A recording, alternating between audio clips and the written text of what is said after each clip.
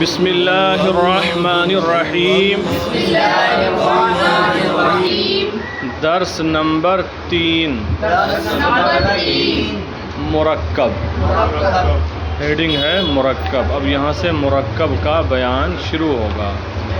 تو مرکب کی اولاً 2 قسمیں ہوں گی، ایک مرکب تام اور دوسری مرکب ناقص۔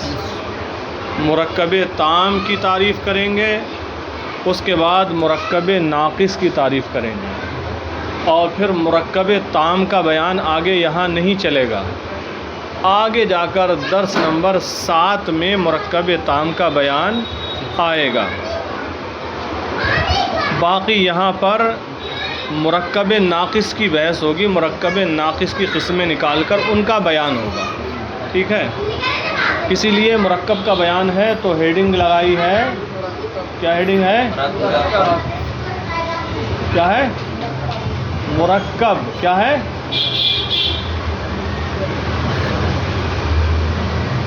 مرکب تعریف کر رہے ہیں۔ مرکب وہ موضوع لفظ ہے جو 2 یا 2 سے زیادہ کلموں سے مل کر بنے۔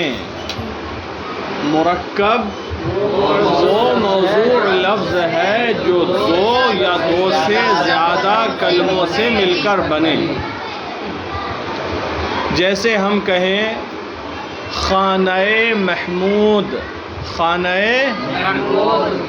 محمود کا گھر، تو خانہ محمود میں کتنے کلمے ہیں؟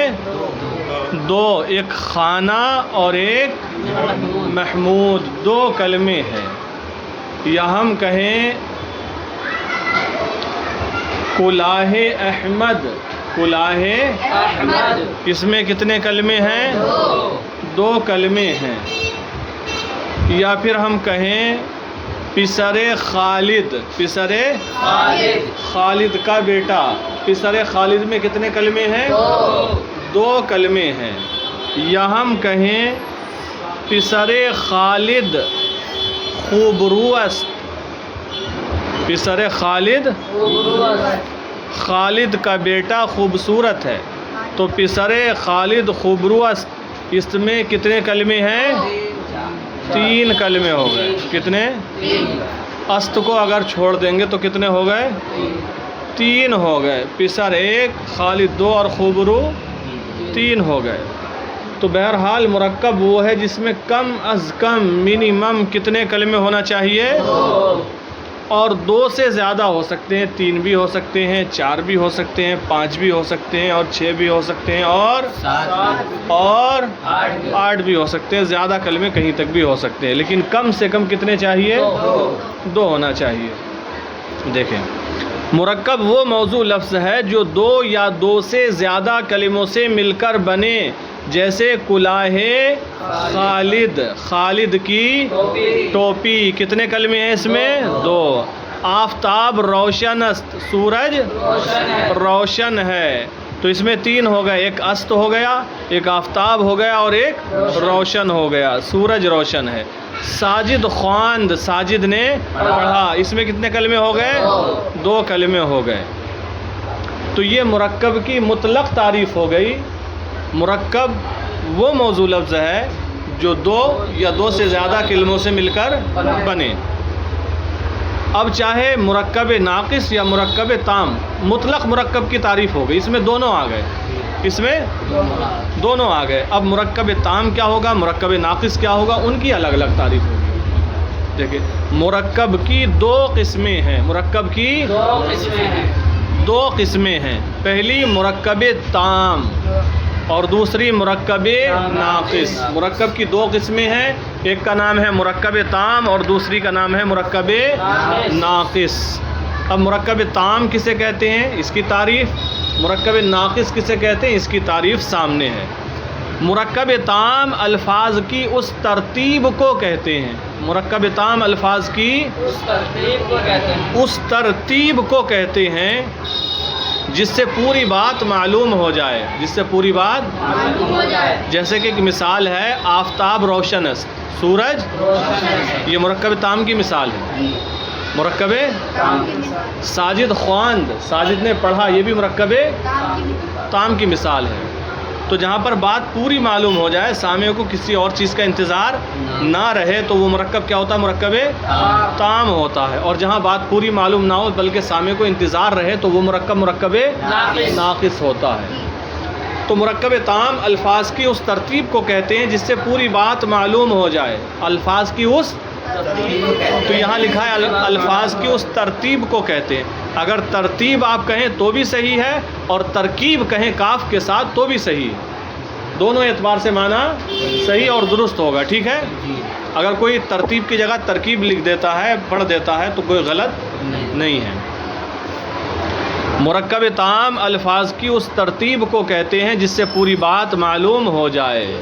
دیکھو آگے لکھ دیا انہوں نے بریکٹ میں کہ تفصیل درس نمبر 7 میں آ رہی ہے، یعنی مرکب تام کا جو تفصیلی بیان ہوگا درس نمبر 7 میں ہوگا۔ بس یہاں سے مرکب تام کو چھوڑ لیں، اب مرکب ناقص پہ بات ہوگی۔ دیکھیں مرکب ناقص کسے کہتے ہیں، مرکب ناقص کی اصطلاحی تعریف کیا ہے وہ بیان کر رہے ہیں۔ مرکب ناقص اس مرکب کو کہتے ہیں کہ الفاظ کی ترکیب کے باوجود، دیکھو یہاں ترکیب لکھا ہے اور اوپر والی تعریف میں ترتیب ہے، آپ چاہو تو دونوں جگہ ترکیب کہہ لو، یا جو دونوں جگہ ترتیب کہہ لو، یا دونوں میں سے ایک کو بدل لو، معنی درست ہوگا، ٹھیک ہے، بات صحیح ہوگی۔ مرکب ناقص اس مرکب کو کہتے ہیں کہ الفاظ کی ترکیب کے باوجود اس سے پوری بات سمجھ میں نہ آئے۔ الفاظ کی ترکیب تو ہو لیکن پھر بھی پوری بات سمجھ میں نہ آئے، جیسے اسب حامد، حامد کا گھوڑا، اب کیا حامد کا گھوڑا ہے یا چلا گیا یا خوبصورت ہے یا بک گیا یا مہنگا ہے یا بیمار ہے، کیا آگے پوری بات سمجھ میں نہیں آئی، انتظار رہا۔ جیسے اسب حامد، حامد کا گھوڑا، اسب لاغر کمزور گھوڑا، کمزور گھوڑا زندہ ہے، مر گیا، بیمار ہے یا ٹھیک ہو گیا، کچھ سمجھ میں آگے نہیں آتا۔ اسب لاغر کمزور گھوڑا، اس کو مرکب غیر مفید بھی کہتے ہیں۔ مرکب ناقص کا دوسرا نام مرکب غیر مفید ہے، مرکب ناقص کا دوسرا نام مرکب غیر مفید ہے۔ تو شانب مرکب غیر مفید کی تعریف کرو ذرا۔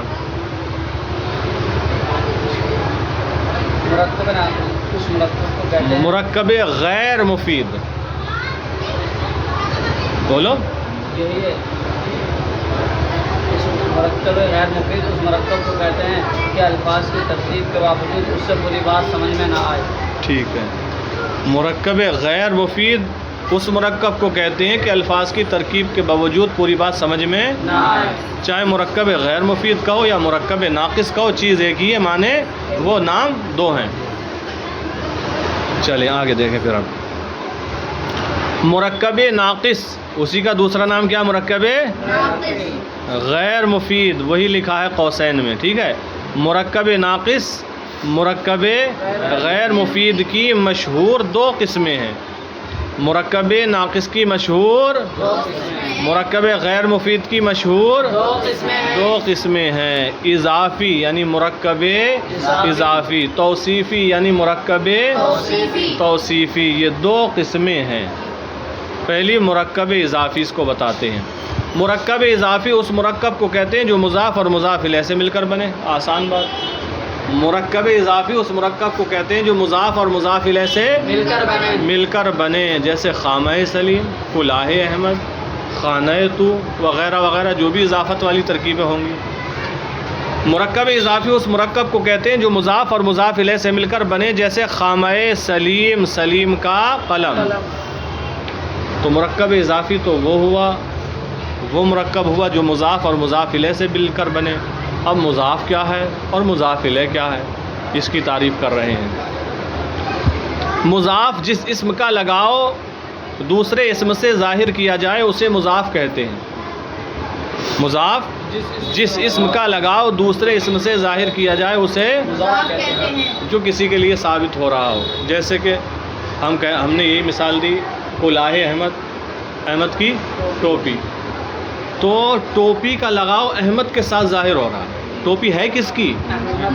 اس کی نسبت کس سے ہے؟ احمد سے ہے۔ تو ٹوپی کا لگاؤ احمد کے ساتھ ظاہر ہو رہا ہے۔ اور مضاف وہ اسم ہے جس کا لگاؤ کسی دوسرے اسم سے ظاہر کیا جائے یا ظاہر ہو. تو ٹوپی کا لگاؤ ہو رہا ہے احمد کے ساتھ. یہ ہم نے کہا خامہ سلیم، سلیم کا قلم، تو قلم کا لگاؤ کس کی طرف ہو رہا ہے؟ سلیم کی طرف ہو رہا ہے. تو قلم کا لگاؤ ہو رہا ہے ظاہر، تو قلم مضاف ہوگا. کیا ہوگا؟ یا ہم کہیں خانہ خالد، خالد کا گھر، تو کس کا لگاؤ ظاہر ہو رہا ہے؟ خانہ کا، گھر کا لگاؤ ظاہر ہو رہا ہے خالد کی طرف، تو یہ مضاف ہوگا. مضاف جس اسم کا لگاؤ دوسرے اسم سے ظاہر کیا جائے اسے مضاف کہتے ہیں.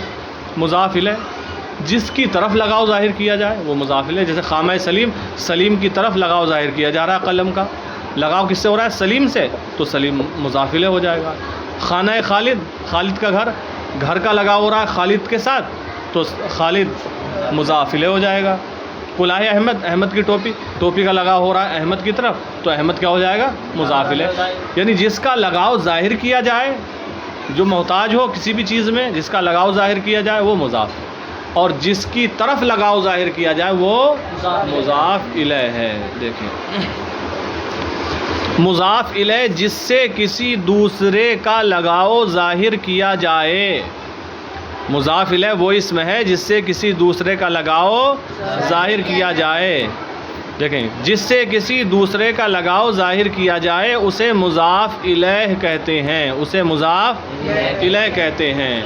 اب مثال کی تشریح کرتے ہوئے بتا رہے ہیں. خامہ سلیم میں خامہ مضاف اور سلیم مضاف الیہ ہے. کیوں؟ کیونکہ خامہ کا لگاؤ سلیم سے ظاہر کیا گیا، تو جس کا لگاؤ ظاہر کیا گیا وہ مضاف ہے، اور جس کے ساتھ جس کی طرف لگاؤ ظاہر کیا گیا وہ مضاف الیہ ہے. لہذا خامہ سلیم میں خامہ مضاف اور سلیم مضاف الیہ ہے. اور کلاہ احمد میں، کلاہ احمد میں کیا ہوگا؟ مضاف،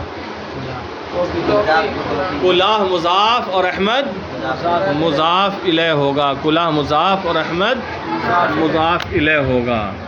لہٰذا اتنی تفصیل آپ حضرات اچھے طریقے سے یاد کر کے لائیں.